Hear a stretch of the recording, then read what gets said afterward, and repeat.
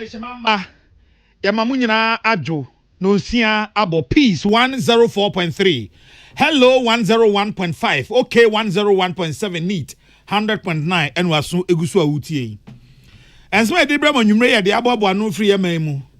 na samufo asone so a ye de ebremo na ensem no de di mu akotire bini Omampanyi His Excellency Nana Danko Akufo-Addo adwumadie bi adia ye betimi ahwe ne ya adwuma na yakwan hu dwumadie akonkan.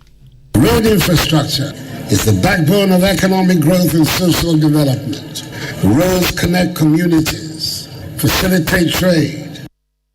Professor Jena no Poko Ajimai waya bedi echema Omampanyi dada His Excellency John Dramani Mahama edia de sedia to adehia ewo dunkwa onofe so obese wo moda isi dwumadia wode ba na wo prapra kira ma omanfo akiro mu din no wo mo nhye so mo de wo ho bagimbie.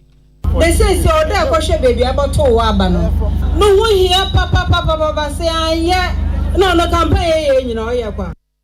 na dwumadie ye district road improvement amampanyi edi aba no enedom kuma ewo mrahebedwam se anyi wo mu dekora se mrahebedwafo ye twa wo mu jae administration common fund kakira ye hye ye bo se MPs beka ihihia ye besio ama ahia tira dwumadie so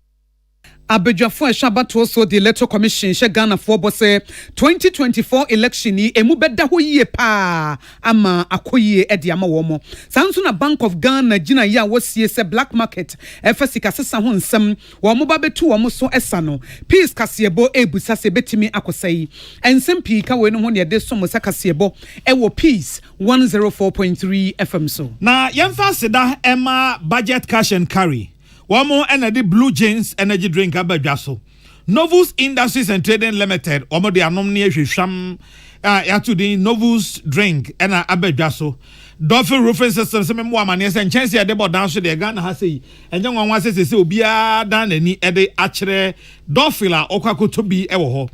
Amen Scientific Herbal and Alternative Medical Hospital say efi sa memba ya wo hyase esa yarwa e wo Ghana ha sei onsa obi yare ma ekire ekinye bia emada isan so de nyamesuro na ye adwuma high sense Ghana say home appliance bia wo hwehwe no fuani ekire high sense eho na ebeboa wo na MTN say sebabia onam no mununkum hata honko ade a na MTN service eye adwuma ewo ho Osons chemist abusua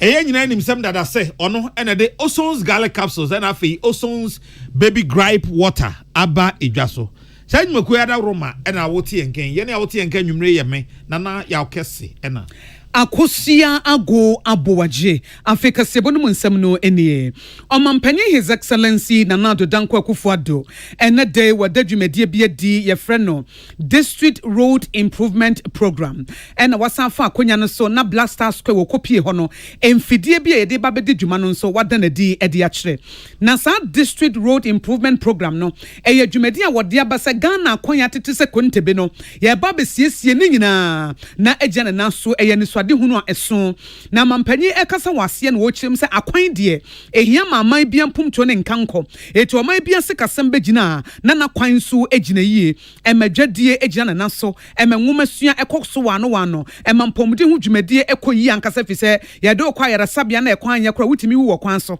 etisi ye kwan ni yie a etimi boa ye nyina eti mampanyi si ene nanam so ma ni so de hunu kase yi ye de abasa ye kofom pa na mansini akwan no yakwa sie na som wo manfo eti ba bia di nuane ba ye te pentenkwa ebetimi agya na so na sa dwumadi e chanetia eka ne drip yi wa kyerem se betimi aboa metropolitan municipal and district assemblies ahodo na akadie bi e safatom betimi di adwuma no so ye de aka wo mo ho emfidie nso eka ho etinye kwan nko na ye ba be ye emfidie bebre ebebo mu dwumadie nso ye de bepi wo mo so eno achi no ena mampanyi ehwe ye mamfidie be ye empemienu ahanu aduanan 2,240 equipment ahodo wada na die ebi eye motor graders ebi eye backhoes ebi ye rollers wheel loaders and bulldozers tipper trucks ahodo concrete mixers water tankers any low beds eniema ne donso ani nyina betimi aboa amampanifo edi aye adwuma na wo kyerem se metropolitan municipal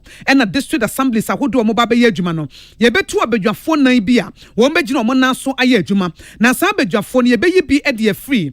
Ministry of Local Government ɛyɛ so yɛhwɛ mensini ɛne nkrase mpomto so ɛne wɔn a wɔhyɛ kwantempɔn so ne akwan so wɔn nso ɛbɛka ho ɛna 48 Engineer Regiment ɛma Ghana Armed Forces wɔn nso ɛbɛdi sɛ dwumadie no bi nti wɔn nyinaa yɛ adeɛ bi aban ɛyɛ na aboa akwan ho dwumadie ɛwɔ ɔman no mu.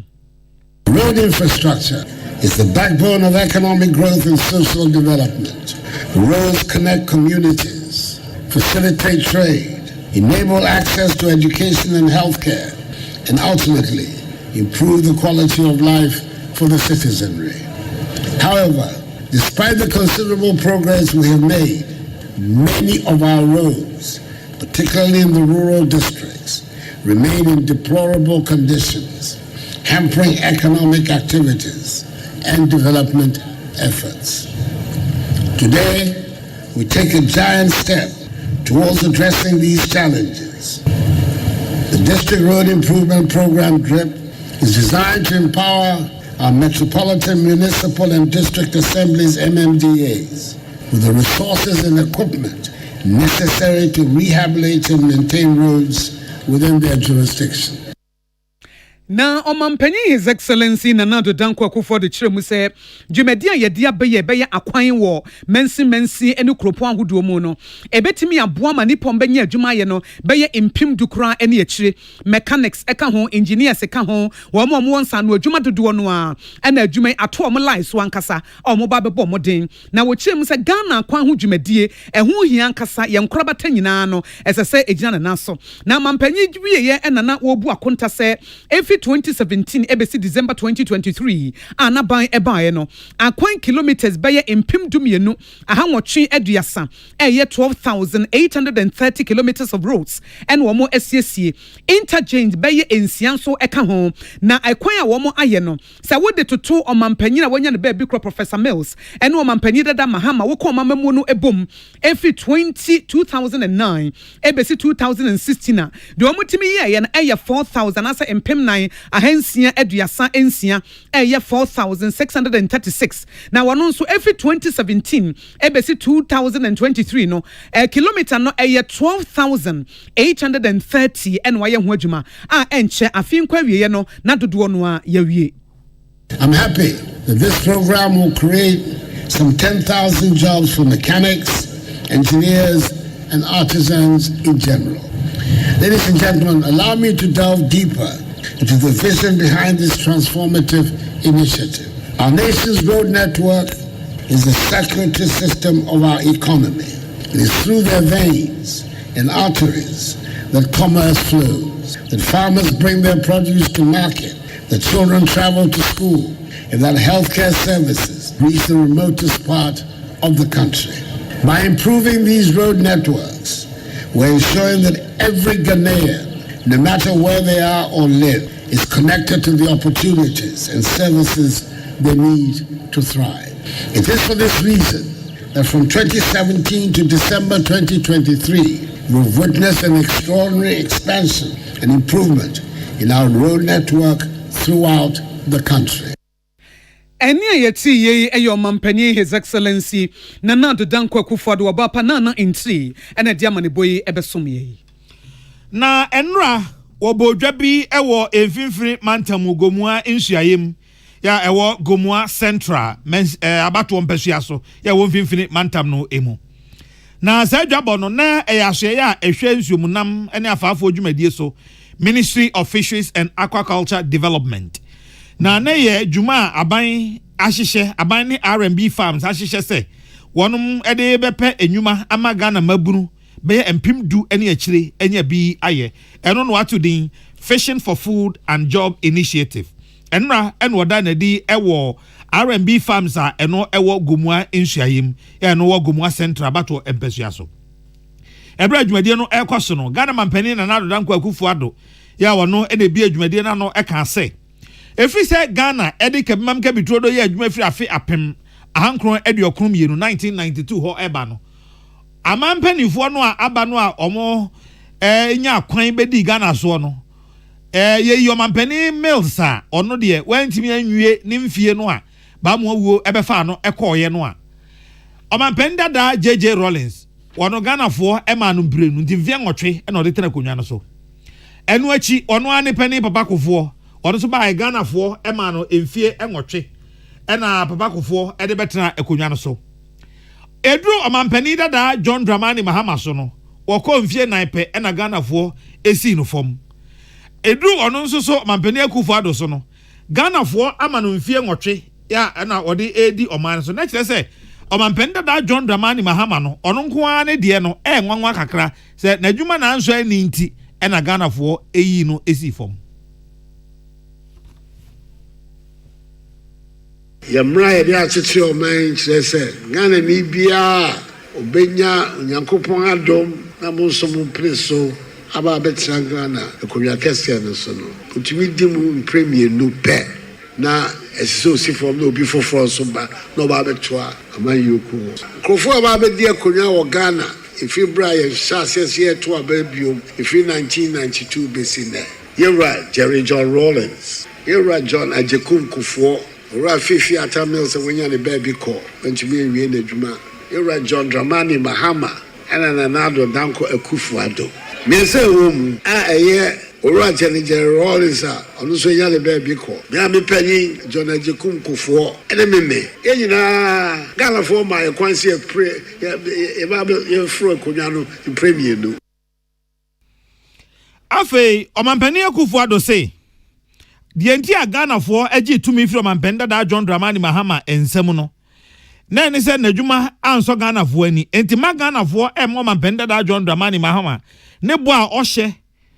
na da wo mo mo nkoto aba emfama no Onipa baako pɛ eni ama no 2 terms ono ye ma no 1 term alentia ne se dwuma obeye ne anso ani tina Ghana for gas owura ye de wase si form no be from ba ye woye ye di wachi a ye ko ditch mu eno nti ene ma no si form ya ma wo ya ma na ba be si form ni o se chinchina e so obebio ye ba be pene oni pa ye ka say ma no si form ni obi a no free be ba ka so si form ya ne ka say si form musadwuma anu a obeye no an sheda amwaye na ife wo twe atwamu or say or baby a day and all catch so oba be ya yehu ye mesramu ne yes am from so no na osi ono atwa nani no ohwe adwuma a waye said ye oba ye obabi obafa Ghana free and baby odi Ghana duro ene niam a wahya ase aduaba a wadua bebre afe na afifie ya aduru ze eba be so aba ne ade ono de Onipa so wad na chija no a woda obeda ene na bedi ekire Dr. Mahmoud Bawumia enti me be koi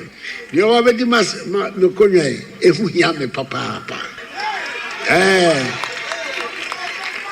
ala dikro mu amohe mu amonim se de o ba beto amadwuma no so enya bibia obektia se o efa ho because wadwuma wa ba be wenyo ni papa be aba beto aso a na ba nyina aba be yekwa Iti di oba be demand ye no e masem hia kese na me de minim se ye ba be tunu afri konwa no so no me tumi gya sai konwa no e ma no obi a obetumi atoa adwuma amaba be ye no ono e na me hia so be mo boa mo ono so e ba be toa me na Ghana for be kaya na no memenda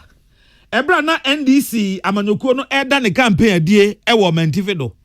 Party titreni Johnson asiedu nkati agye na mosquito kan say mampeni sakasa no eya ye ne de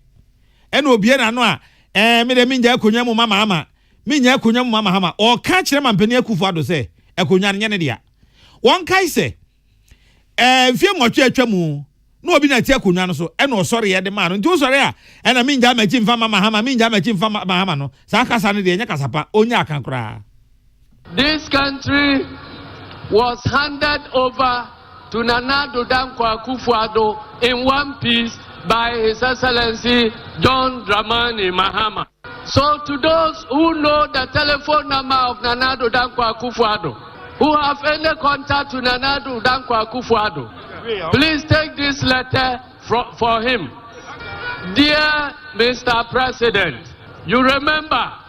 that 8 years ago, the NDC and President John Dramani Mahama handed over to you a peaceful country in one piece. We are heading towards a crucial election. You are wearing two caps. You are the leader of a party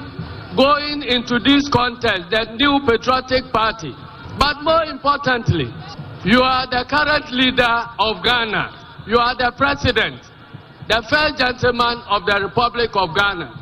So even as your heart desires that your party will win elections, you have a bigger responsibility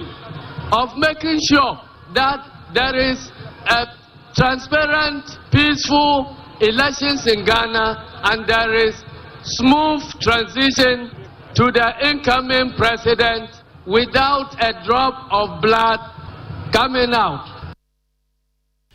NDC Amanyokuo no titrani national chairman Johnson asiedu nkete agye na mosquito ena yeten nka no na no memenda no so di tudwa ewo tamale na asem ye kwa homa so na yedi eho enkomo edi kan ye ko simpa ne ne Dr. Isaac Brako atwetwe nkomo ede afa ensem yi eho doc Peace FM kase boss ne ye mo adwo ya eja yo wa manyosem mu no se openiti akonwa so na o ka se me de me mpese meja machi ede ama mampenda da John Dramani Mahama izanze wa ba magana fo asinfom ene ade no Akan sa na party NDC titani so ba be ka che ne se asemi waka bi da wasa aka ne mienu ye nka ne sa ma me misa sa manyo sem mu no ensem bi se no ya na mo de to hen yo ye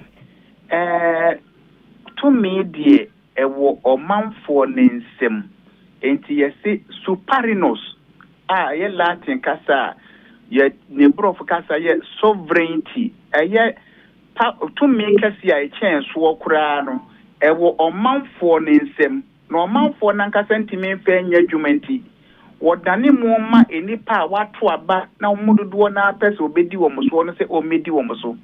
enti wato aba de mawo se bedi wo muso a na eyo omanfo na di wo tumi amawo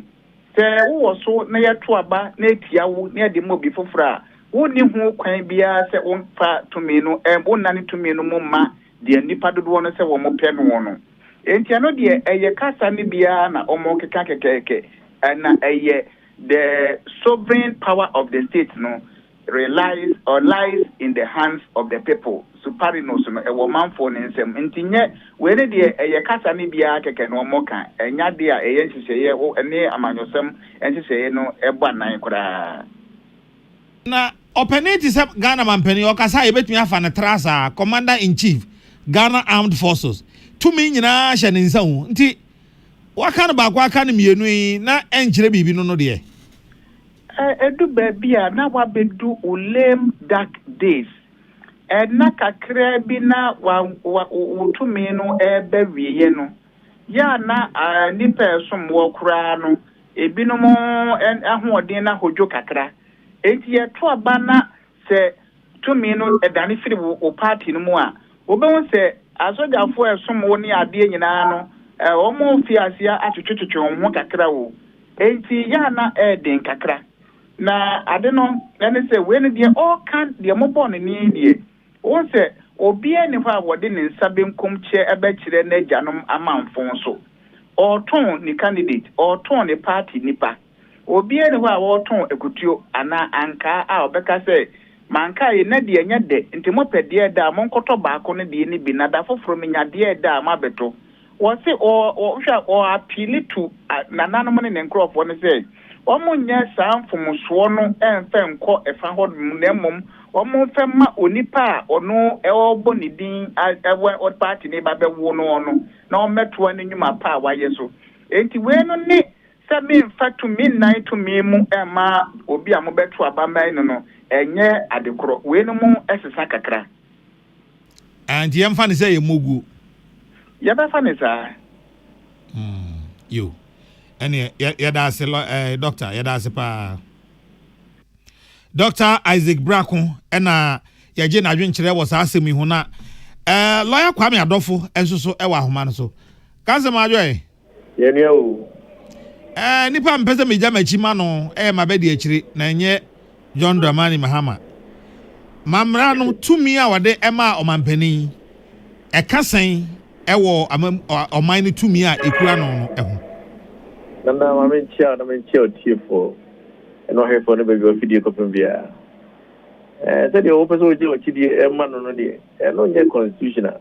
the constitution e ka e de ye aduma obi okra ono person beje dachi ono a person san ba ono ko etimi to abachi a odimi nya ho hwe emra ne say tinya to aba December 7th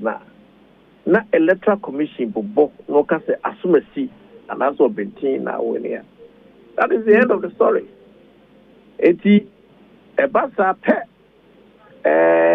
all the security agencies, all the people that matters, they will start swearing their allegiance to the new or the rising star. Eti ebasa sana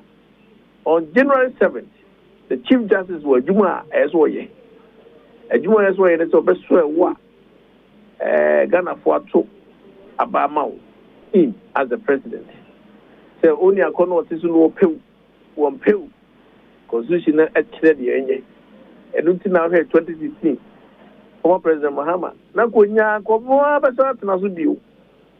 and so Ghana for Hona, and the two Akunyano. Well, Joanna Hori, don't have any speech look at lose.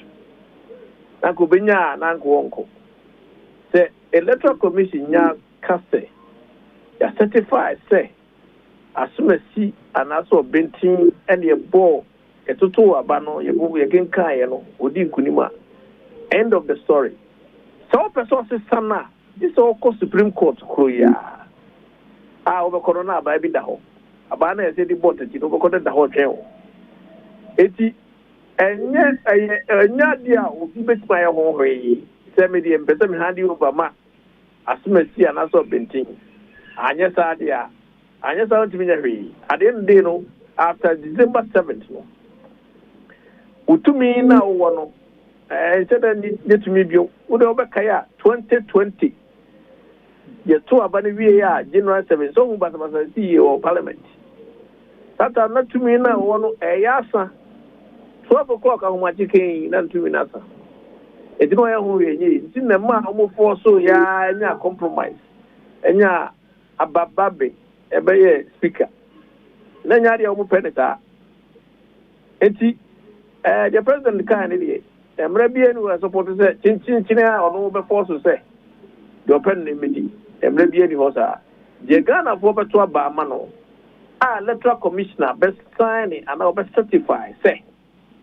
asumasi and also bentin na win election ono ne be so ani it is a wa won ti ase no Supreme Court koya na so ko na Supreme Court show was to say ampa one adi nkunim na electoral commission adane no answer na Supreme Court timi overturn no but between December 7th and January 7th dey e two abade tiawo na o party na weni and also candidate na weni a upewu utimi ya hwe fa ho it is a president can say bisa no na che say mramu no de tumi bi anta achiri Debbie. Constitution amana clear. Say electoral commission certify one. Chief Justice any choice. So to me here as swear win. And after 2020 almost file injunction here to finish baby no. Because Chief Justice Constitution is channel. So one swear in upon being certified by electoral commission say one wedding could. So you are corner no pe one and composer who this so person be our pen assembly so you know conclusive and we know the editor Ghana for a wasted time of constitution and clear the road forward and answer the road map. Lawyer Peace News that's here numeri coming count on council lawyer Kwame Adofo a private legal practitioner any no etwetwe nkomo enche kra na mampanyi gina ne tumi so ne mpanifo eye ho adwuma na bepie se ye abedwafo ne nipa mienu bia esese wo mokọ omei court kese Supreme Court no na nipa mienu yi Justice Sophia Rosetta Benasco Isa and Professor Richard Frimpong Opon na ebro na sesa appointment committee of parliament and answer mrahwebedwa apam for motena se etoto mpanifo no betena se na omo aye ho adwuma no mrahwebedwa fo ne mpanifo e kan ho asem se na ebre na etia dodo eti omo CV no omo benya bre ne omo document ahodo apensem mu no omo nya bre santi mpanifo etu ekọ wo manim na sese kwantinti bia kopie kotia nyame adom abosomi nwotwe a wokyena na yesimu yi ne de toso du miensa 13th August 2024 and appointment committee of parliament mrahwebedwa apam for motutu nipa no betena se na mpanifo imienu ababepie wo manim na yatoto wo mano afa sansam no ho na deputy majority leader honorable Patricia Apiagyei wona de sansami etudwa na wochim se ebre no so a wo mo beye wo madwuma pepepe. Unfortunately, we didn't have a good understanding of the procedures that we needed to adapt to ensure that we could make them successful. In the turn of events, we decided to suspend the sitting, and after suspension, I think with the message we communicated to you is that the leaders were going to confer and get back to you. It's a pleasure to mention that after conferring with each other, we've built consensus and we have rescheduled the vetting date from today to the 13th of August 2024. Eni ayeti ye deputy majority leader honorable Patricia Apiagyei Emmanuel Akole and William Gentu and the besumye. Edom Kesiano wa mrahwebedwa no kire se mrahwebedwa mu chiame Speaker of Parliament Right Honorable Akan Sumana Kings for Bagbin wono omo idi aguro bi a omani nye ho na babia aduro no man kan je speaker said the oye no omani nye ho a wan hwe obafa de said the oye no eye omo de na omani je nye ho ne se enra bena ya Parliament asetena omo mu sesi e headmaster san epon wo ma kwan wabra na eye putupuru so na nko mo hihye mu na fia da ebei ena nkaja wo mo bema kwan na nko makofie we di enura putupurum ena speaker ya was say ai sorry mama kwan obi anko no constituency obi anko da ben ye beba so a was say minim mo de monko da bia mepe bia mefrɛ mu wa lawyer for beka so wa agye ne sene dai enti edom kese no so che say ansa na speaker betu anamo eti sei no ono ankasa nim se omo won krata bi eda speaker no nanim ya nkrata o madi kan abo hu dawuro se de omo ka no ma advertise dada o ma ka hu nsem nyina ebi ti se budget bill 2023 rent bill 2023 University of Local Governance and Development Bill 2024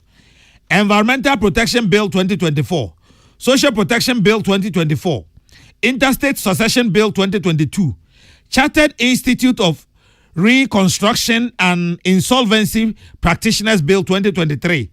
Ghana Industrial Property Office Bill 2024, and the National Petroleum Authority Bill 2024. Sa bills in na ho a na nko mu susuye mu no enkendu fiada ebe no ma ye ho adwuma wie ansa na o ma sori afei ebusia mienu bi susu ho a eresna esen kamera hyebedwa no hwe eka eho asem Ghana buying any International Development Association and Osike womu $250 million and no Ghana Energy Sector Recovery Program and afe Ghana Financial Stability Fund and also International Development Association Facility and no $250 million sa busia mi enu nyina ho asem wo ho eno so won kan nwie ya wo nko a wo say makwan obi ankofie sa de nye majority ne de kra. Express our disappointment at the turn of events by Mr. Speaker. We all know that in this Chamber of Parliament, we proceed on matters, reach consensus, and take decisions. I do not think that issue about adjournment and the reopening of Parliament is purely administrative. I heard a few days ago about this adjournment synod, and I must say, in all sincerity, that I those I had to engage, and I was getting to a certain understanding that we could reach some consensus considering the number of business that we had as a house. Surprisingly, he did not give his closing remarks. Neither did he allow leaders to even make certain remarks which have become part of the practice of Parliament. And these are worrying, very worrying. Senka mrashebejana adwuma na ansakra na Parliament be sore no. Ono chiame no a oda mrashebejana no ono ankasa na no disem tudwa. Osan ma afanu no wo maka nifo kwan mo so de o ma no disem tudwa. Ba ko no a eno so odi putupuru mu sa sore ye no wa ma manfo ma no asema tudwa. We susu eno a wo ye sa ti e ba sa no a na eha adwene pa edom kese no ba no dani afutum na hyebedwani onmunyamfo Alexander afanyama kense speaker no ade a esese oye ne se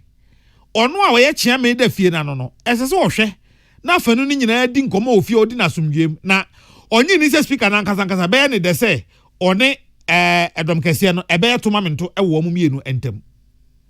That notwithstanding, Mr. Speaker is the father of Parliament. He presides. We don't want to go into any banter with him. We will not act in a manner disrespectful of the chair, except to say that we vehemently disagree with the unilateral decision to adjourn the House Senate. Enti ononko na de ne koko na opon efie no. Na asema ye kan emrahye bedwafo no edom kese no famu no. Omo atro krata kire say omo de kwa koma speaker no krata kwa the speaker nensa akadada right honorable speaker honorable majority leader na krata ifi ni nchen subject ne ye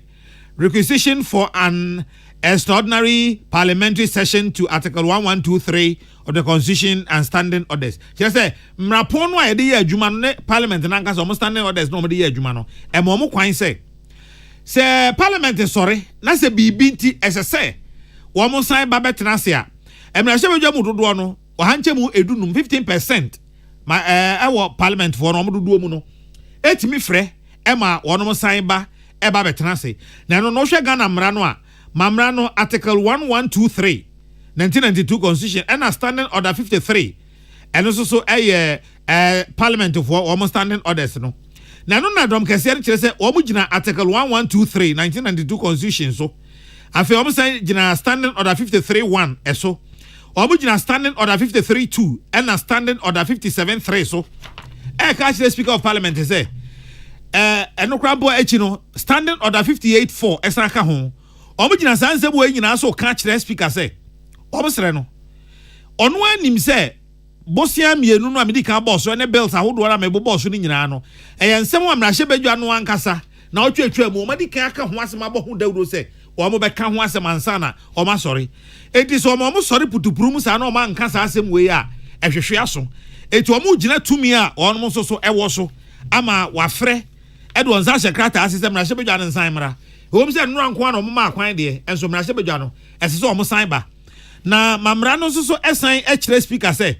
se nensa kakrata etise yi a esese enafua edu entemu no omonsa oma parliament no mra na omonsan emra metenase enwene ensemhia no a wo no a enti ama emrahye bedwafo no esan efre edu kom emrahye bedwafo no efamu a edom kese no wo ekame ese omu duduo ni nyina de omonsa hyekrata na se ekire emrahye bedwa no se omo san krata anti speaker no oni bibia ye se obesan afre parliament se omonsan mra na omo meto a omadwuma eso. Yet once Professor Jainana Opoku Ajimai,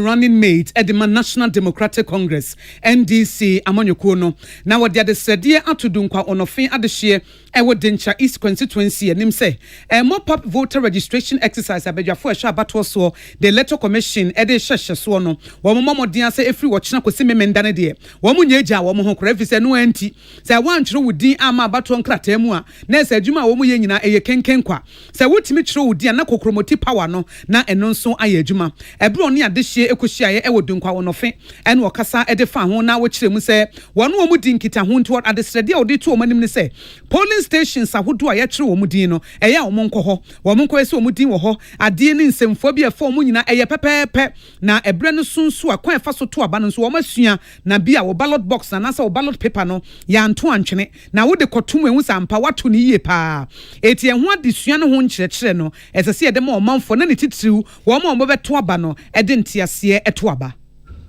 na mepede ye ke obi anso de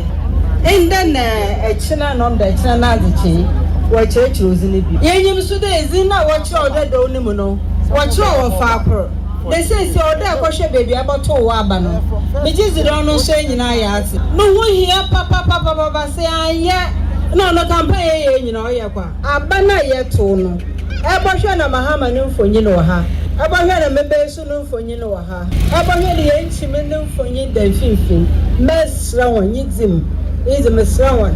Nyada merkasa won enyim. Ken ko proboti na ezekesi ne be n'enyim a. No ye ofe ododo nsin. Na ezekesi n'enyim. Epe echime no nso eye dada ezekesi n'enyim. Osana no ho ye ofe o. Ezekesi echime no do a wa ba na ato akyem. Professor Jane na opoku agima oye running mate ma NDC amanyekuo no efa akonya no so edito omanfo nyina anim se womanfo mo ho nhye sa adwumadie no mu na ebeboa na wo wie na parliamentary candidate ma NDC amanyekuo no ewo Dentra East constituency Mami Emilia Ankoma wonu so kyerem se Dentra East ho no se mpumtuo beba pa dia gi se NDC amanyekuo no wo mo be fatumi de ne mpumtuo no ebesane wa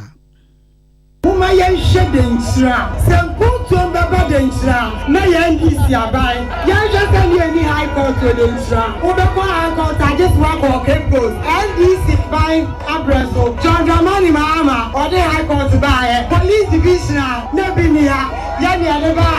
high court na binia yen ya ba yen shedu kwa asphalt yen ya ba eti NDC yen ni say ya ba Trump to so ya last year campaign house to house from January start baby bia wo shebiara house to house fa woji ya himself victory ya baba na ba Mami Emilia Ankoma wono na ejina mu ama NDC ewo Dentra East abato mpesa so ne kasaye spend the love adade editing edebesom ye na edom kuma waga na mrahye badwam kire se aban we ayo made ama na ayo mo ya papa na aban no kra de anyi wo mo ya te se osoafo na hwe empotamu amamuo enhyehye so na wose de ma ayi wo mo ya ne se sa drip yi a ene mampani kokoda na de district road network improvement program no adwenkyere ne free parliament de bae wo mo nyina akra ka ho bi no mo nyina se adwene se wo yenye ne se enti enye se bia donkuma no omomfoa so we kura de yenka so omota akire o omotamanim ho pa anim ho omuginanim anka di anim e na omotwemfidie ndekọ tinye se bia omota akire da bi anim pa na omugina na enyina ye se adwene se na sade no abaka na mo penipa de ahye omonsa so omona nhwe so se be ya afidie no ebe ya adwuma ntie kra bae no a no mo yi minority na firim anya fe kra saade no a aban ye no wa anya de ama na anya fe na nia okasama edom kuma no ewo mpotamu amamu nhyehyeye ho eye onmonyamfo ni Lante Vanderpoy na ni Lante Vanderpoy say sa drip project no kra no a aban we e kan say no we seni aban ye no pa de kire say aban no wa na super edi ekokobone no de ye saade no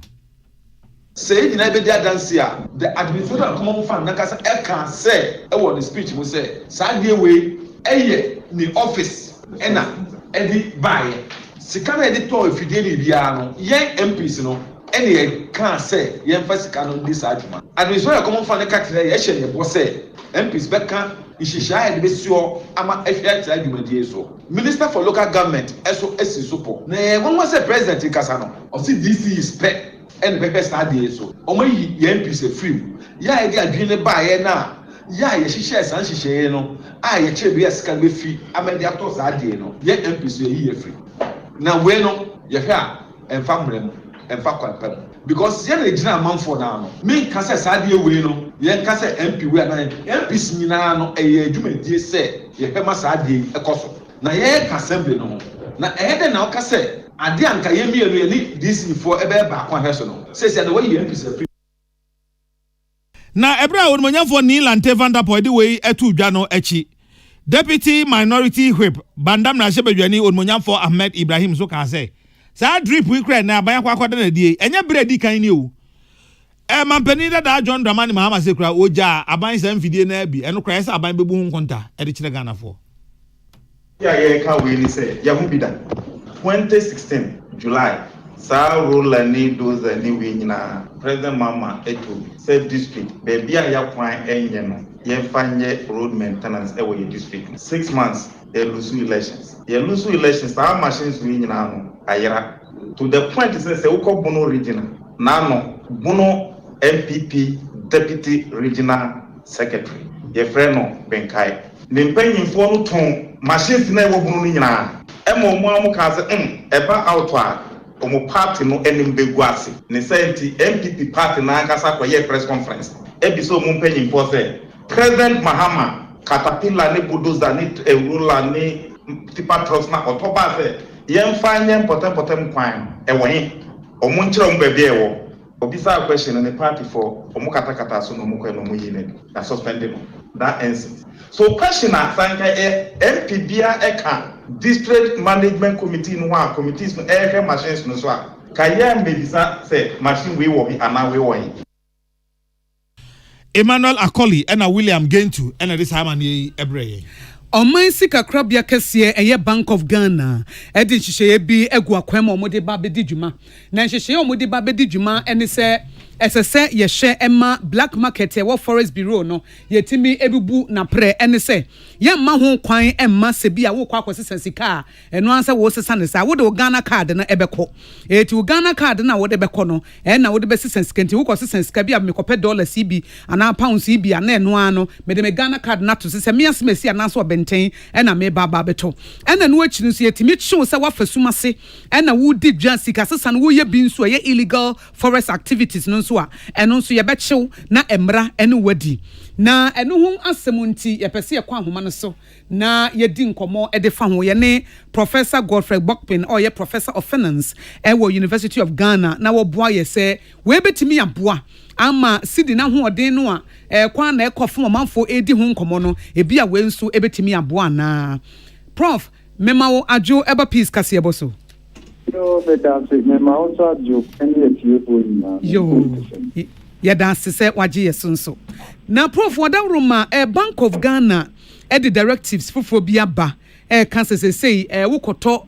dollars anase sika bia forest bureau wudru ho na sika sesan wukoto bia wo de Ghana card no ebeto so wo de betchre sa semesi anaso obenten me na me ba beto sika wei anase say na wo hu no Prof well I said baby ayendu no se utie governor of Bank of Ghana in the last public announcement, no, see, measures what somebody two in place, seeing a very stable. On my way but that notwithstanding, still, see the non stable. Manage your listing any negative sentiments. And as the ocean, the way things are going now, obviously, a conclusion says, yeah, Bank of Ghana, what do they do? Like, they've given up, but no, certainly not. The ocean black market activity, ocean forest bureaus near the idea, certainly they contribute to the depreciation. And we cannot run away from that. The way to resolve it, I don't think,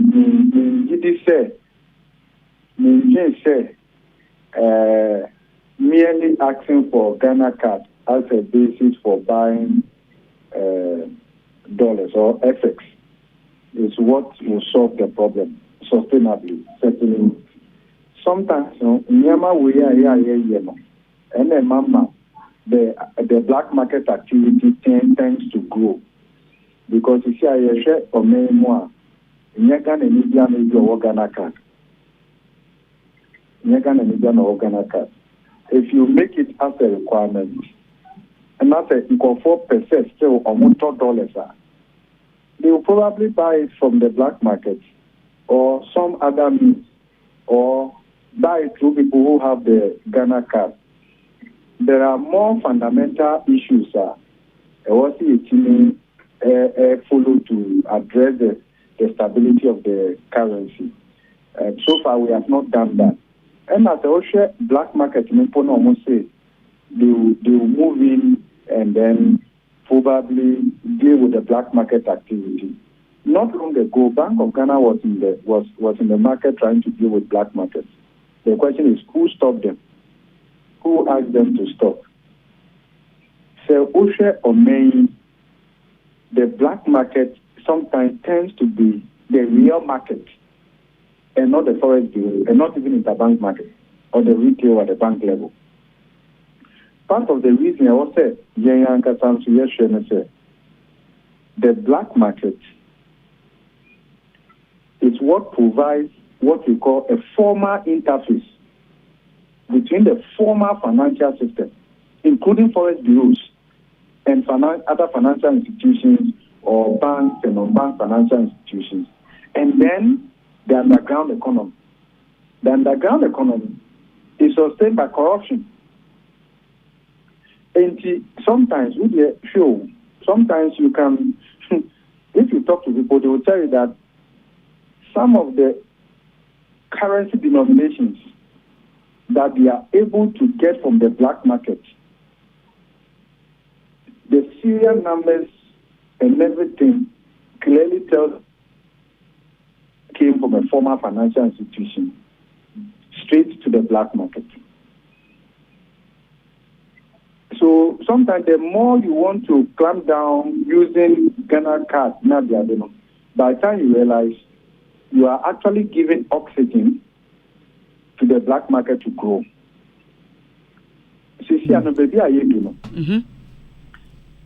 It's very difficult to say Ubia Wusika.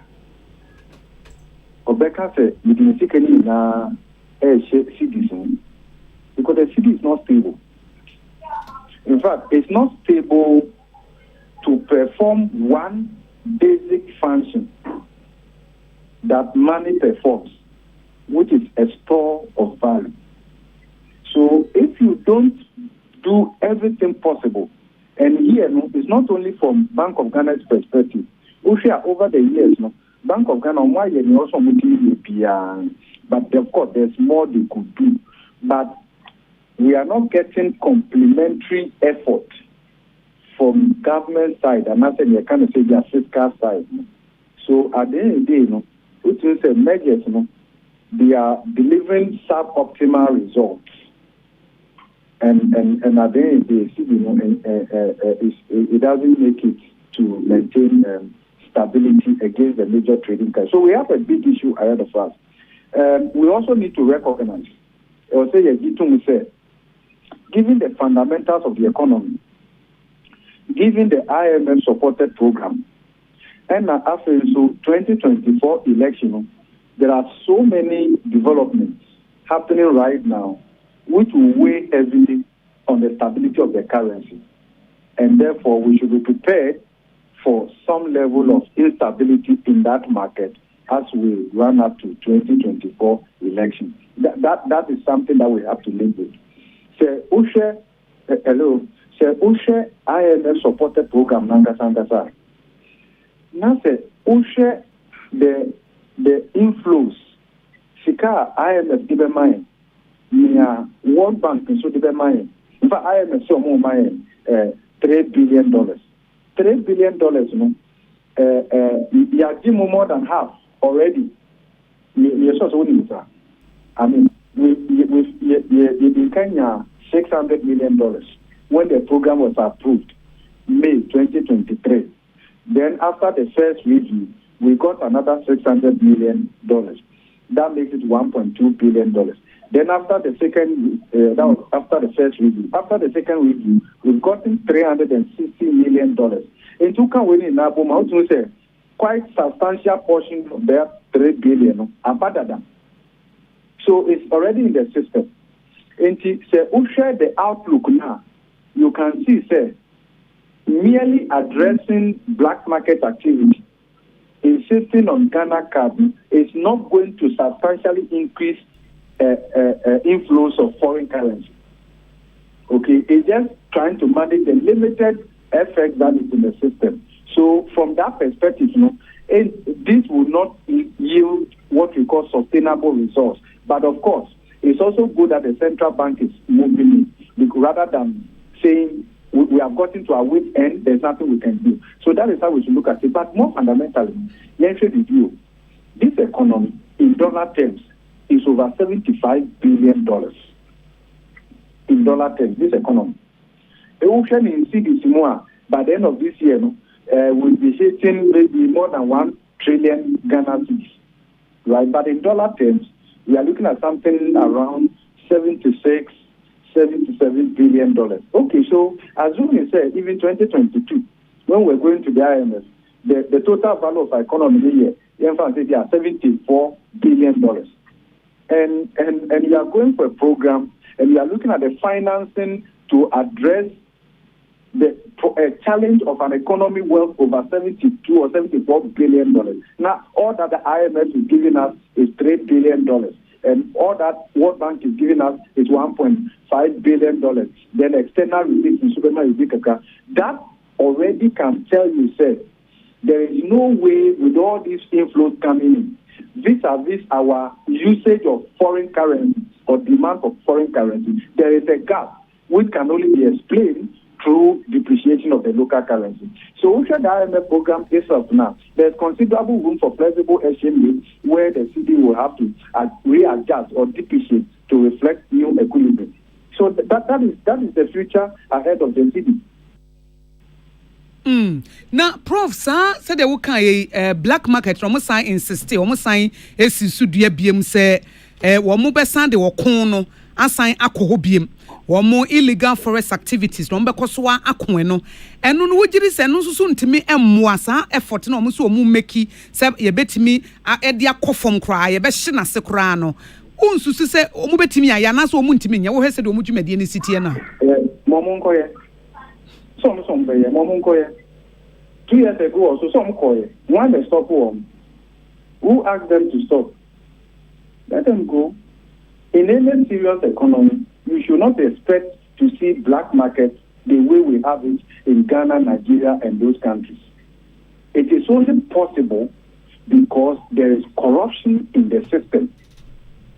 It is possible because people have access to corrupt money that they wouldn't want to channel through the former financial system. And therefore, the black market becomes the interface. That's all. If you black market here, you can want to know. You will find that key players in this black market activity are highly connected to people, maybe in government or even in opposition or whatever, highly connected. And sometimes the reason why when Bank of Ghana moves in, they get to a point and then probably the powers that be would want to moderate. Otherwise, who asked Bank of Ghana to stop a couple of years ago? Okay. Was it the case that they had achieved the intended results? That's how come they stop. Mama, a little issue. Hello. Meet you, Prof.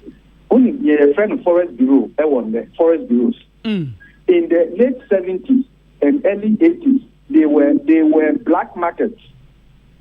What we call Forest Bureaus today, they were black markets in the late 70s and early 80s. It was the Structural Adjustment Program. World Bank, IMF for the financial components called the Financial Sector Adjustment Program, FinSAP, was what formally absorbed the black market into the former financial system so that it could be regulated through the concept of forest bureaus. So in the late 70s and early 80s, black market was the real market in Ghana. And we said, let's eliminate the black market by absorbing them into the former financial system through the concept or the channel of forest bureaus so that they could be regulated. Having done that, what happened? And today, we still have black markets. Do you know, sir, some of the black markets, they are probably operating right in front of police stations. We see them every day. We transact with them. In fact, it's possible that highly placed people in society are transacting with these black markets. It is possible. Well, not that I have the evidence, forgive me, but as an academic, I'm just making an intelligent guess. I hope that is intelligent. It is possible, sir, there's a former channel between this black market and then the former financial institution, either banks or even the central bank. I'm just guessing. Otherwise, where do they get their dollars from? Now, the other thing we should also look at is sometimes, if you look at the way Bank of Ghana manages the exchange rate, also gives oxygen to the growth of the black market. And then, say, say obi ma dollars. Not all percent of course but maybe so obi ma dollars, not because it's on that. You may be tempted to go to the forest bureau or the black market. You know why?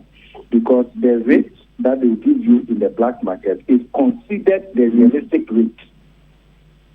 And sometimes that becomes the transaction rate. Meanwhile, whilst in the black market and maybe the forest bureaus, the CD is trading at, let's say, 16.2 or maybe, or let's even say 15.8 Ghana cedis to $1. Bank of Ghana is keeping the rate at 14.4, 14.5. That variation, that disparity in itself can fuel black market activity. So even decent people who have dollars with the banks will probably go and withdraw their dollars. If they want to trade, they will go and withdraw their dollars from the former financial institution, let's say from the bank, and head straight to the black market and go and change it there because the rate is far better than the official rate being operationalized from the former financial. So a good way is to also align the rate. And what I'm saying here fits well within the IMF supported program. If you look at the diagnosis by the IMF on our exchange rate management and the rest of them, they didn't take kindly to all the measures that Bank of Ghana was implementing, even including the exchange rate determinations. So there are requirements under the program where Bank of Ghana must follow a certain procedure in arriving at the exchange rate that they will give and report to the IMF, both in terms of the volume of data they are using and then also the window. You, Prof, so that we see Canada say, and that's only a baby I am for 20 black market in a there, Prof. So certainly Bank of Ghana has no cost to move in. We wish them well. It should not be a 9-day wonder. But I want to tell you, the black market is well entrenched. And to the extent that, so the Inter-American said, dealing with this, we should not leave it to only the central bank, the security agencies, and governments. And at the end of the day, when it gets to the critical moment, you will see the ultimate beneficiary of the black market system we are here creating here completely. If this system is not benefiting people, powerful people in this country, it would have dealt with it long ago. Don't you think so? And okay, Prof. In black markets, we deem it to be inimical to the growth of this economy, and people are not benefiting from this system and the crisis we have created. We would have dealt with it long ago. There are real beneficiaries across both political parties, right? So we heard a couple of months ago how politicians were storing up liquidity towards election, and they were storing it in dollars. How were they able to do that without the black market providing an interface between the former financial system and the corrupt economy or the underground economy? That's what is happening. Prof, you better see. Nyamishrao nso yedase pa Professor Godfrey Bokpene, Professor of Finance at University of Ghana and watchna dwene for Bank of Ghana gina ya wasi for black market ene ukopesi KBS san na wo de Ghana Ghana card no wo de atoso no ene ode ho asem atoja utie kaseboy every piece 104.3 okay 101.7 neat 100.9 hello 101.5 yene yenuan radio stations a eka ho ya home so na ya jabwafo nkrato e beba sesia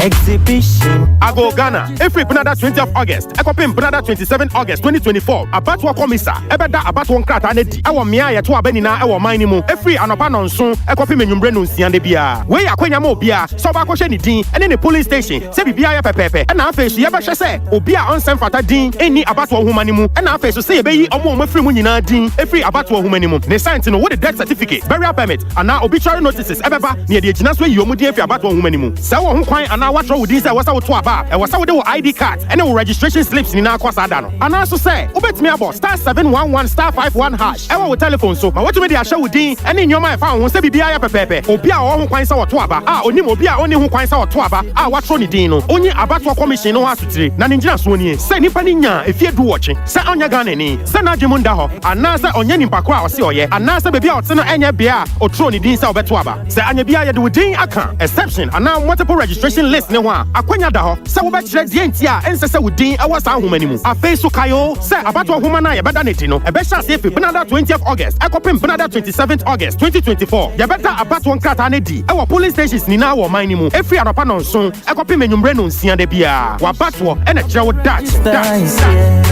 so go and check your name. Happy Delight Fruit Juice. Wachulala, swachulala, chichi soso. Afrana pa. Epe pashu breakfast and was in woman. Joe Happy Delight Fruit Juice. Against with toast, cereal, and even them cool. And we ain't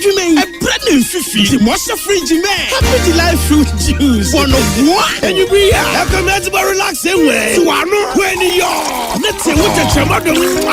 Happy Delight Fruit Juice. Off and a baby, I bring you all day long. One fruit juice. No Happy Delight. One different flavor. Different size. You number 1 liter. Number from NG 150. And 250 ml. A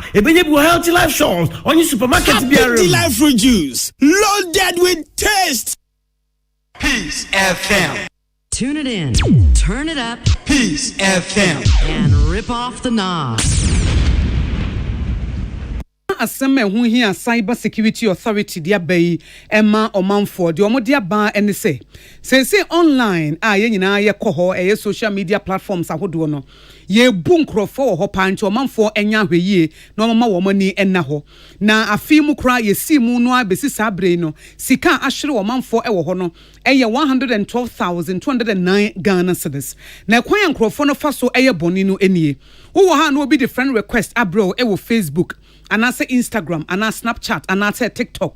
enti sa wo pene so a enkomodie mu no ana wo de o number ama no wo so ye nto so e wo WhatsApp enti bia WhatsApp ho no ano na afi wo ne wudi nkomo e kire na afi wo se wo pe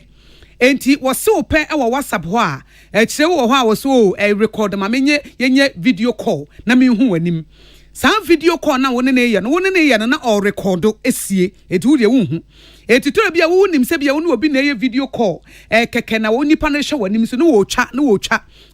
wo record edisie etora bi so no aka che osefa wo nude video na sa pictures fa bre no na eno nso so na waje enti se wo bi ka sefa wo number ma no na wade ne wo number ma no e wo bi a Instagram, Facebook ana set Snapchat ana se bia TikTok na nipa ne ba WhatsApp na kire wo se wo pe e ka kire wo se wo pe wo na wo defew asa de ne hyase wo na mfufuom na kire wo se wo pe video calls ahodo wo se ebi ebe ya enkafa wo pictures bi send no na afi mo di nkomo na akwa akire a etebedum rebi no video call no wo ye kra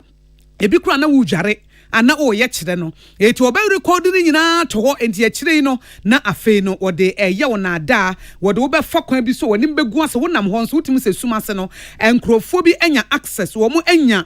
wo pictures wo enya wo video a eto eda ho a wo mo de pie ba bonte woni mu guase enya sam ketewa enu nti wo manfo nyina enya hweyie pa wo san kwan no so ne titiriu wo mo asan friend request ye de fa Facebook ni Instagram ene Snapchat ne TikTok no na afi wo do number mana na mato so wo WhatsApp no eno e ka wona de to so mienu se bia wo phone na sei na wo de komo obi se wonya phone ne ma wo a se nipa na wo ye phone no nya obi o ye credible oye ni papa ya gye no atum se wo phone na ase na obetimi asiesie a wo ye wo phone no ho adwuma no information biara wo phone so copy ni nyina eti wo betwe ne laptop no de ya wo pictures wo video wo telephone numbers nkrofo wo nim wo mu nyina no na eda so eti wo de onim se wo phone ase na ade akomo obi se nipa na nyama wo afi wo sensitive data na ni nyina eda ho eti asam a Cyber Security Authority de man say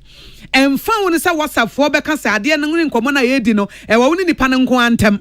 eti obia ehu ya hweyie and send nude pictures and as a video and famu obia se wo jeja ho san kwan no so dia edibe ye opapa if se nipa na wanya saa de na nyo no nkwa na anya obi foforo third person bi fourth person bi ebenya na ede ne muguase abrew wo mo se ye bu nkrofo ye dada nkrofo na afi mu nipa ahwiri sika no edoso eti obi am na ni na wo sa aboa wo e wo social media platform ne so wo bi wo ha wo do a wo pe apere na obi ase wo pe na no pese nipa ne ji wutumu no na wo kekansam na wo chironsam na wo do pictures koma nipa no efisa wo presente wo se e basa wo anhwe adachi bi wo bi benya eye sensitive information bi afa ho no de atia wo de be blackmail you or de be how wo sex videos be ba bonten sa na ema no nyina no ye betimi asia no kwa wo bra ye ya hweyie ewo ye mobile phone so we ye nsam a cyber security authority e de aba ebo manfo kokko nana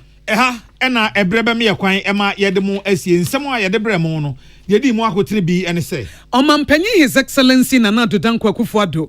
the District Road Improvement Program aba yebehye ama mansini nkrasimpum tuo akwan no yesiesie ni nyina Professor Jena na Opoku Agema wono ena ye running mate ema Omampanyi dada His Excellency John Dramani Mahama dia tudwa se adehye wodunkwa wono fe wo monhya nenso na EC mop-up voter registration o china ehya ase ekosi memenda no wo monfo wo hunhyem edom kuma wo ma hyebedwam nso akyerem se na Mampanyi sa District Road Improvement ye ne wa na ye nanso ye hu ya ne sasantan wada na di wobra emrahebedwafo wutwa wo mu ejaye abedwafo ehwa bato so the electoral commission so ehwebo se 2024 elections si awia ebebom Bank of Ghana gina ya wasie se black market wo mu de okon kese ebo mo so nso ye di hu nkomo ama mpanifo akyerem prof akyerem se ade no amanyofo ka ho mpanifo kukudam black market wo mu na odi wo mu sika kɔ ekwasesa enya mfaso enka mpanifo nka ho a enka black market nka egudadada ensem pii kan we num ho ene de esomo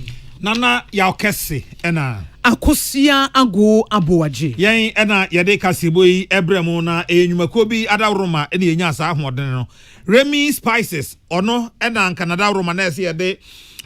madwenkyere no eba Remy Remy goat Remy chicken Remy jollof Remy beef ya emaduane ye de kwanso ngoso ena ebae afei Osons chemist seme mo amane se Osons garlic capsules na hoɔden wom no ɛda so gina ba bi gina hoɔden tom MTN say we there for you everywhere you go network na so mapa ho kyewa se network re mumu mu aye twitwitwe kakra so ofra na aye style visa na no kra no obi anya challenge no MTN there is still better meboa sala ni Naomi meboa yes better far better kra so obi de asay ni nyina no asay ma reduce abeda be 40% MTN kra na was ne de asay no oda be 75-80% to ba fia nyina no an obi ayuso no High Sense Ghana Ope TV Ope fridge home appliance be na Ope onko High Sense ene be bia woto no ahwa na amoa wo e dem serew High Sense ebe boa pa Amen Scientific Eba and Alternative Medical Hospital ho de oba eye mese nyese yese de ebo man nti oba de omu no ne aka akire wo Duffel roofing system Duffel open chance de board dance so amesrew for any ekire Duffel roofing system Novus Industries and Trading Limited se membo amane say Novus range of drinks no ebi e Ghana dwaso and have a budget cash and carry so or the blue jeans buy aye adwuma piece adwuma ku ada roma and mote yen kan nwumre me sorry nana ya abotwi Mickey the triple darling or no and ebe to aso akom se no twebebo kasebo no beba eno achi me ma bedwafo be trans ne the platform atwam so raba se amamumo aniti Tune it in, turn it up, Peace FM, and rip off the knob.